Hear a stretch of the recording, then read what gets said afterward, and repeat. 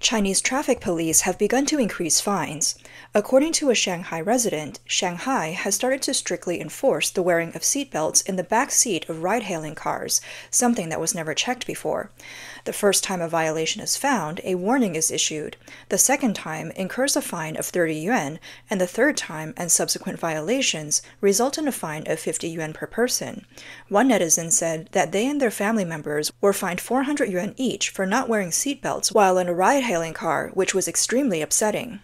The financial crisis caused by the economic downturn is becoming a major issue that the Chinese Communist government urgently needs to address to maintain stability in China. With a significant fiscal deficit and no new sources of income, local governments resort to fines or price hikes to increase income. And the source of this income is, of course, ordinary Chinese people. The people are becoming the government's cash cows. The 6 trillion yuan increase in residents' savings this year is the target that the CCP government wants to seize. This woman is a supermarket owner who noticed the speed of price increases for daily necessities. If you don't work in a supermarket, you don't know how terrifying prices are. Now that housing prices are high, many ordinary people have sensibly chosen not to buy houses and instead rent. But you can't just stop eating and drinking, right? So now many goods are facing an overall price increase. Last month, a salesman from Kangshifu came and told me that starting from March 1st, all Kangshifu products in 1-liter bottles will increase to 4.5 yuan per bottle, and some supermarkets are already selling them for 4 yuan and 85 cents per bottle. Last week, a snow beer salesman told me that also starting from March 1st, the entire snow beer range have price adjustments. So just before he made the adjustment, I stocked up on a large amount of snow beer just to ensure that I can sell it to customers at the current price. Just now, a New Lanshan liquor salesman came and told me that New Lanshan will also increase prices starting from April 1st. Many friends have said, okay, then I won't drink soft drinks or alcohol. This is just a signal. Look what's next. As long as it's something edible, the price will increase. This lady who sells fruits expresses her confusion about the rising prices. We, the common people, are living a life that is both impressive and miserable. Impressive because we have gloriously become the backbone of society's consumption, and miserable because there are so many more miserable things than impressive ones. Have you noticed recently everything is getting more expensive? Even I, a fruit seller, think fruits are expensive now. Have you noticed? It's hard to find fruits for less than 5 yuan per kilogram now. They're all over 5 yuan. The other day, I went to buy a breakfast sandwich, and it was actually increased to 3.5 yuan each. Let's not talk about the increase in oil prices.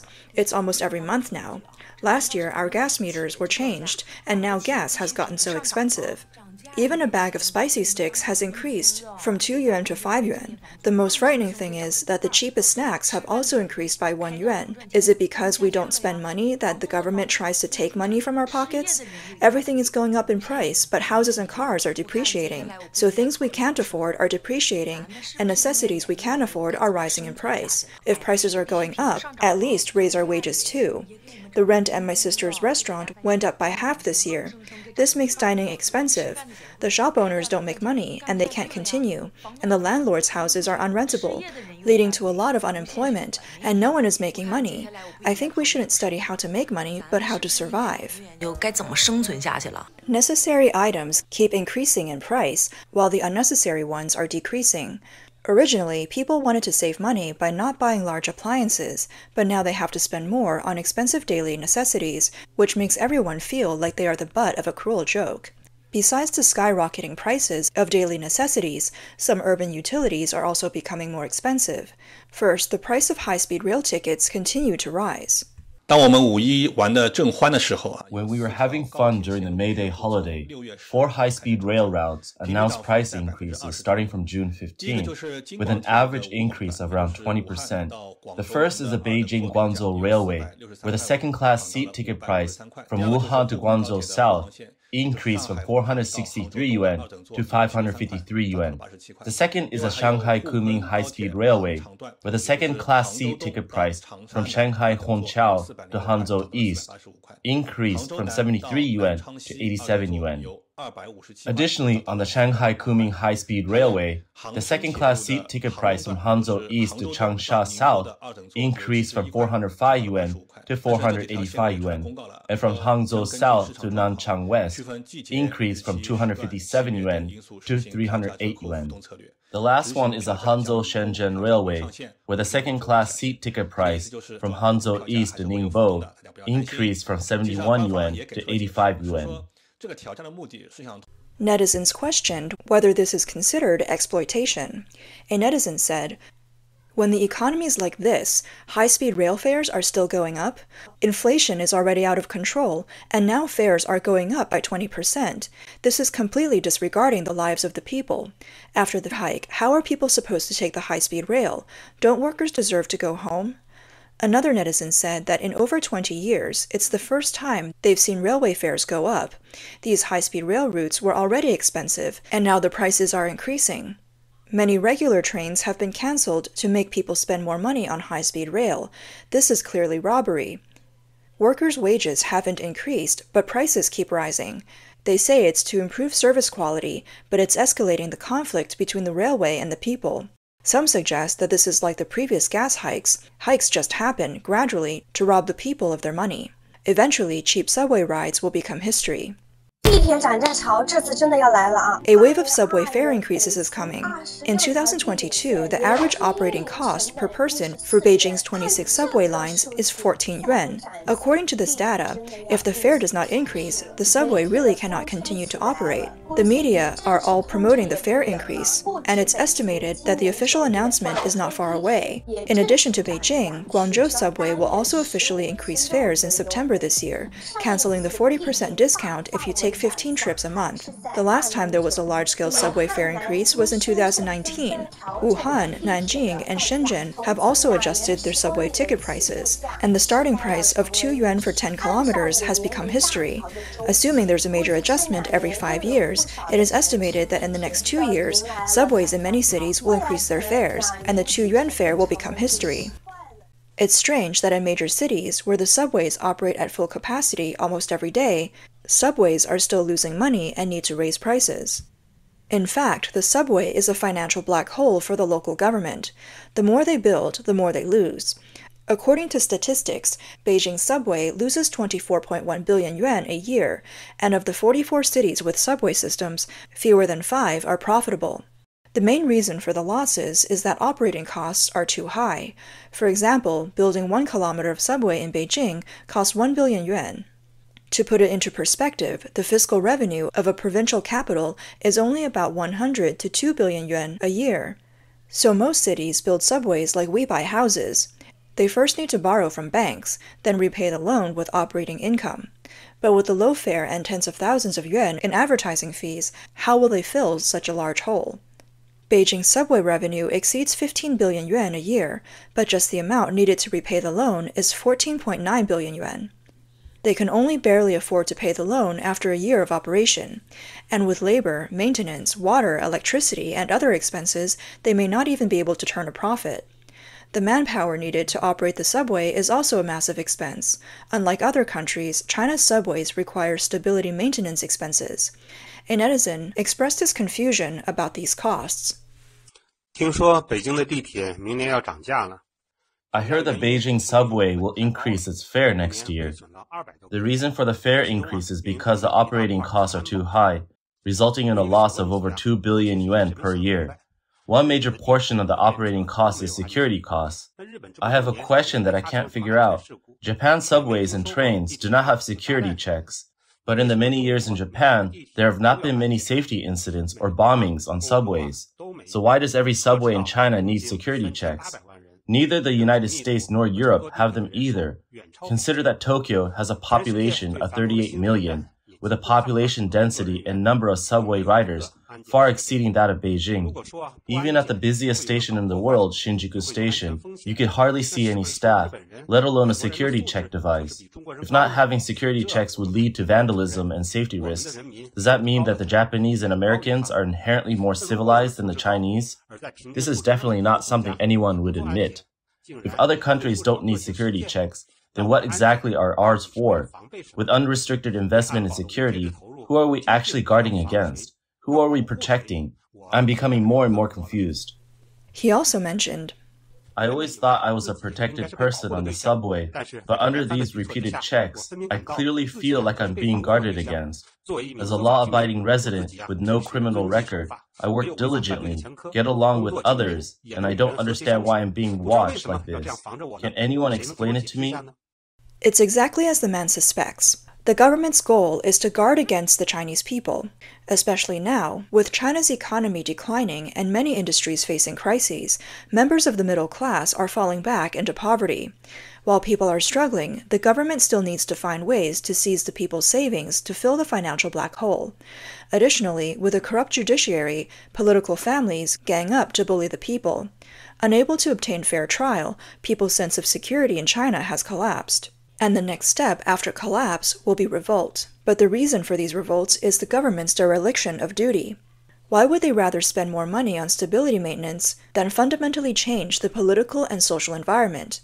At its core, the CCP aims to serve itself, not Chinese society. However, it is also because of this ideology that the CCP government has run out of money. Recently, Premier Li Qiang mentioned in the government work report that all levels of government should get used to operating frugally.